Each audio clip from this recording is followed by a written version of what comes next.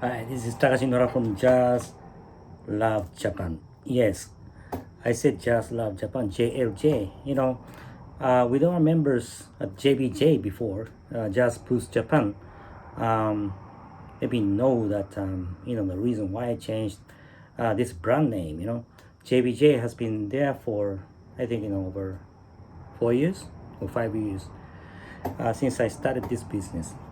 But because of a little bit of reason, for my personal reason, I decided to change the brand name to JLJ, Jazz Love Japan. But as I am Takashi Inohara, it's the same. I just said that there is only one letter changed, I have not changed at all. L, JBJ to JLJ, Jazz Blues Japan to Jazz Love Japan. And it's been quite a while, since I posted the last video. I don't know, more than a month, yeah. Because I've been going through a lot of things. But it's positive, After all, it's positive. I'm making progress, and my passion to continue doing this kind of video to share with you the great jazz records that I've been dealing with, especially the Japanese reissue, the pressings like Blue Note, Prestige, Riverside, and rest. And today, after a long period of time that I have not posted the video, I just want to feature Toshiba Blue Note Reissues.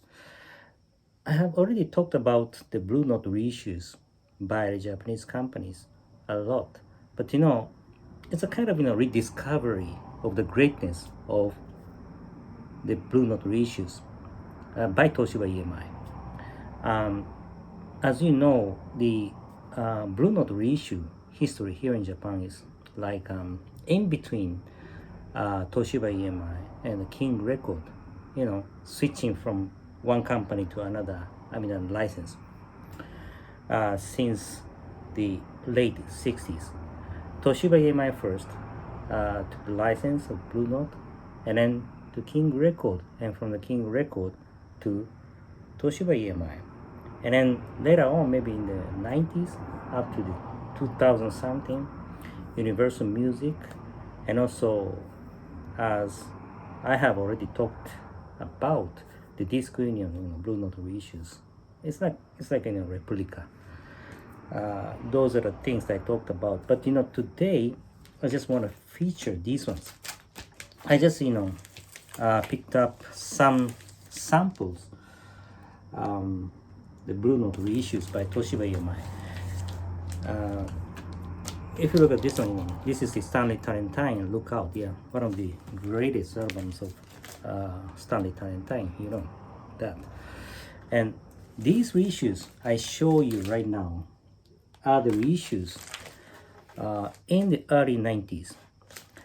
In the early 90s, as you know, it's already in CD era, so most of the companies, let's say all companies here in Japan, reissuing the jazz records, have already given up their own pressing plant, analog record production. No, they just gave up because of the CD.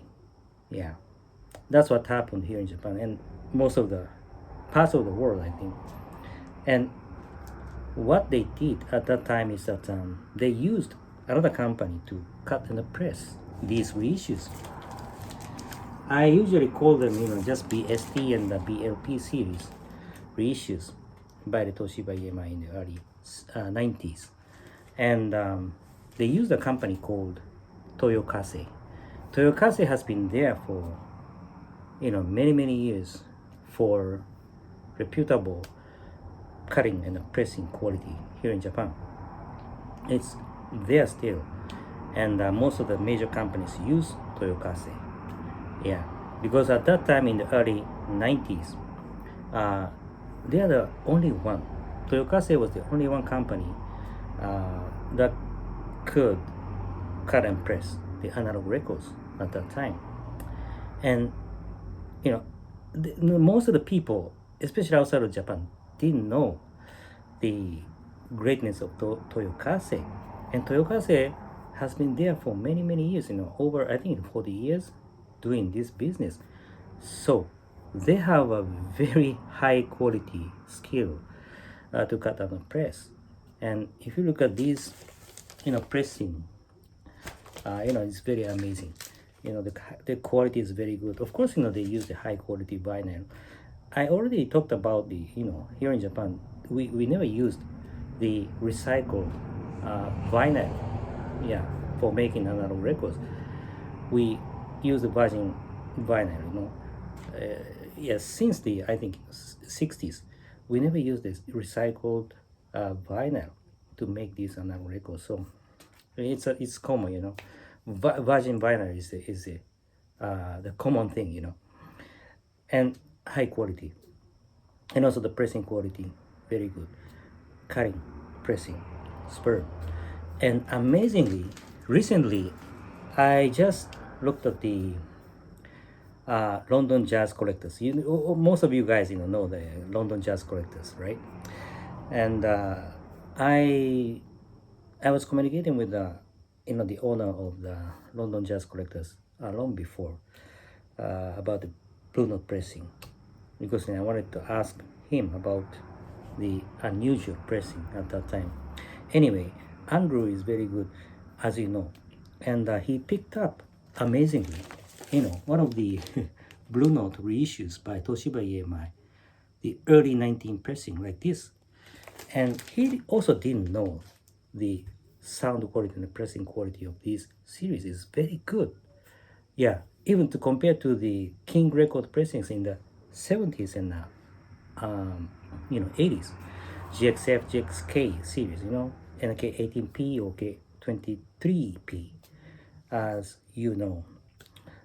Yeah, to compare to those, King record pressings, I think, these early 90 pressings are very good. And many jazz collectors outside of Japan don't know the greatness of this, BSD BLP series by Toshiba in the early 90s. Yeah. So if you don't know it, I think it's better for you to now to look into it and get one or two or many copies. Yeah, they are available here in Japan still, because 90s. And yeah, if you compare that to King record reissues, I think nowadays the King record reissues are very, very high demand. And sometimes, even if you can get it, even here in Japan, the price might go up high. Yeah, that's the truth. And of course these ones too, but still they are available even at our site or at our eBay store. So if you don't know the greatness of these Toshiba EMI early 90 Blue Note reissues, better, yeah, dig in. Yeah, you will never regret it. Yes, that's it for today. I hope you like it. And we are in a transition period, from JBJ to JLJ. Maybe that transition period might go maybe until the end of October 2023.